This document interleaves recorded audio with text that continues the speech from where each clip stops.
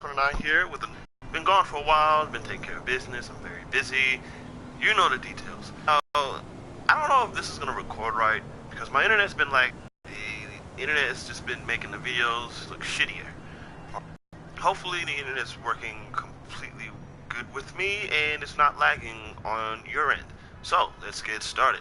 We're not going to be talking about this beauty right here because I mean I've talked about it before. It looks awesome, but we're going to be talking about this car right here that's right behind it. This was released 2 years ago, and I think the ill-gotten gains update.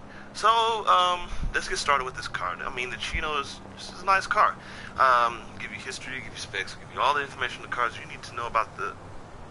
Yeah, I give you information about the cars I do on this show. Not all my stuff is going to be 100% accurate, so please do not leave any rude comments on that comment list. Be mindful of what you post.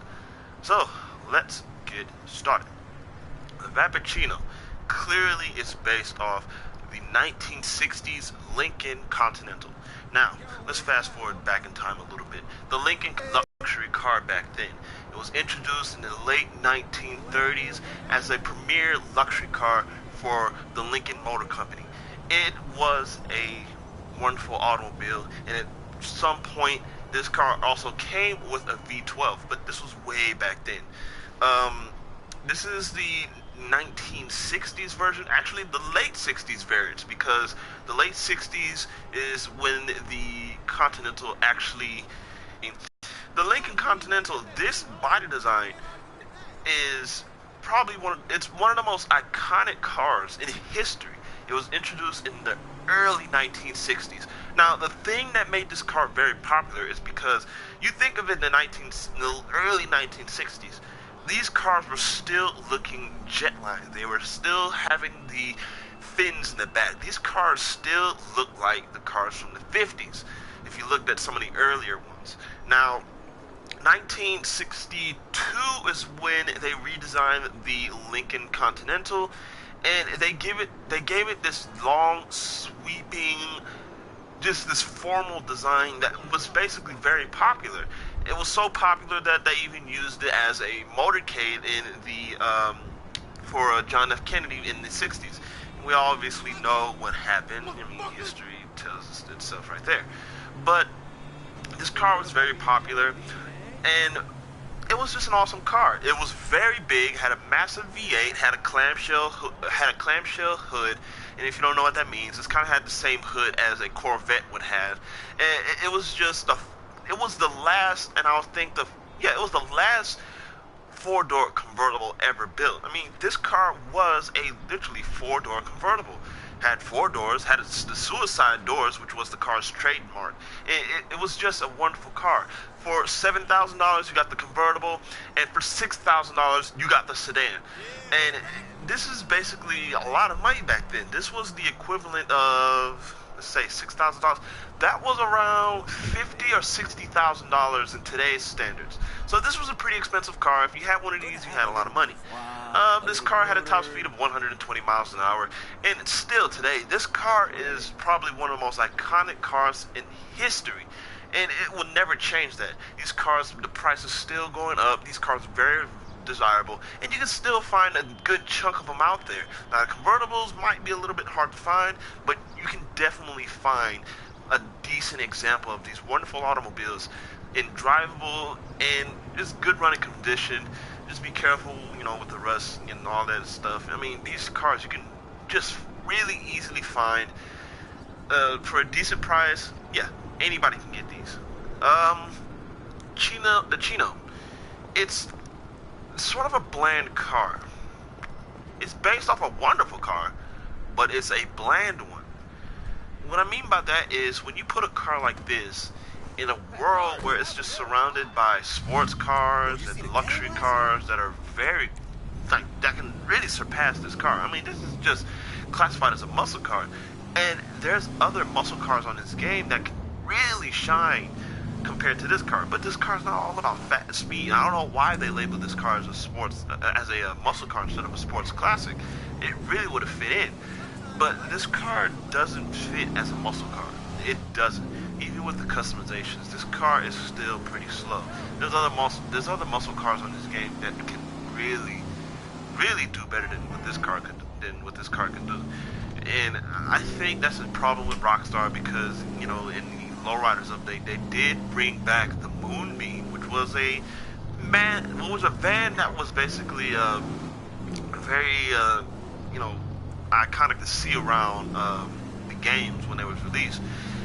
They brought it back and they classified it as a muscle car, which is kind of weird. And I kind of feel that they just probably had to do that for some reason. I don't know what was the reason, but it's weird. It handles pretty decent for a big car.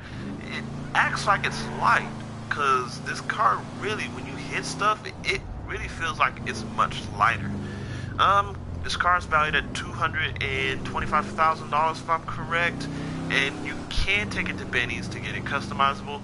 Now, the question is this car worth putting millions of dollars worth of work to it? The answer, to me, it's no. Because what you're paying for is basically, what you're paying for is a classic car with so many bells and whistles. And if you like that, then go ahead, go do that. But my thing is, you're paying for a car that doesn't have an automatic convertible roof. This car does not have an automatic convertible roof. You can get the car with a hard top, a steel top, a soft top, but it's not going to be an automatic convertible roof. That's the thing that kind of pisses me off. And even then, the 60s Lincoln Continentals, they had an automatic convertible roof. So, I mean, it was doable. I just don't understand it. Wonderful car. Just needs to work. I feel like that Rockstar should have done more with this car. They really should have. My preference of this car, it's a nice looking car. It's got decent acceleration. Well, no, it doesn't have decent acceleration. It has mediocre acceleration. Customizations, you can take it to Benny's and just go to town with this thing. So yeah, this thing, that's where this thing shines.